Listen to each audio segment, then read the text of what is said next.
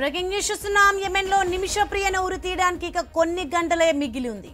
ఏదో అద్భుతం జరిగితే తప్ప మరణశిక్ష నుంచి ఆమె తప్పుకునే అవకాశాలు లేవు. ఉన్న అన్ని అవకాశాలను కుటుంబం వినియోగించింది. ఇంకా ప్రయత్నాలు చేస్తూనే ఉంది. నిమిషను కాపాడుకునేందుకు భారత ప్రభుత్వం అనేక ప్రయత్నాలు చేసింది, కానీ ఫలించలేదు. అయితే కుటుంబం మాత్రం ప్రయత్నాలు ఆపలేదు. ఉన్న ఒక దారి అగమ్య గోచరంగా మారింది. గతంలో లాయర్ కొట్టిన దెబ్బతో పరిస్థితి ఇంతవరకు వచ్చింది.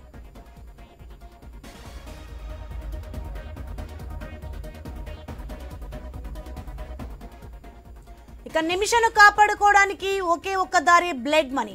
హతుడి కుటుంబం అడిగినంత డబ్బు ఇవ్వగలిగితే చివరి నిమిషంలోనైనా నిమిషకు ఉరి తప్పే అవకాశం ఉంది.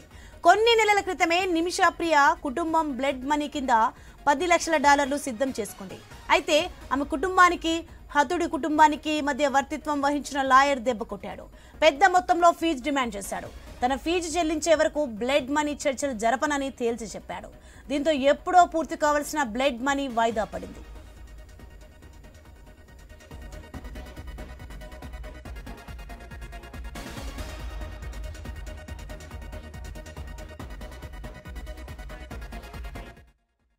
ఇక ప్రస్తుతం నిమిషప్రియ కుటుంబం తరపున శామ్యూయల్ జెరోమ్, షేక్ హబీబ్, హుమర్లు మధ్యవర్తిత్వం వహిస్తున్నట్లు తెలుస్తోంది. $10 లక్షల వెంటనే ఇవ్వడానికి సిద్ధంగా ఉన్నామని నిమిష కుటుంబం హతుడి కుటుంబానికి చెప్పినట్లు సమాచారం. అయితే మృతుడి కుటుంబం మాత్రం బ్లడ్ మనీ విషయంలో ఇంకా ఎలాంటి సమాధానం చెప్పలేదని తెలుస్తోంది. ఉరికి గంటల ముందు హతుడి కుటుంబం బ్లడ్ మనీకి ఒప్పుకుంటుందా అన్నది ఓ పెద్ద ప్రశ్నగా మారింది.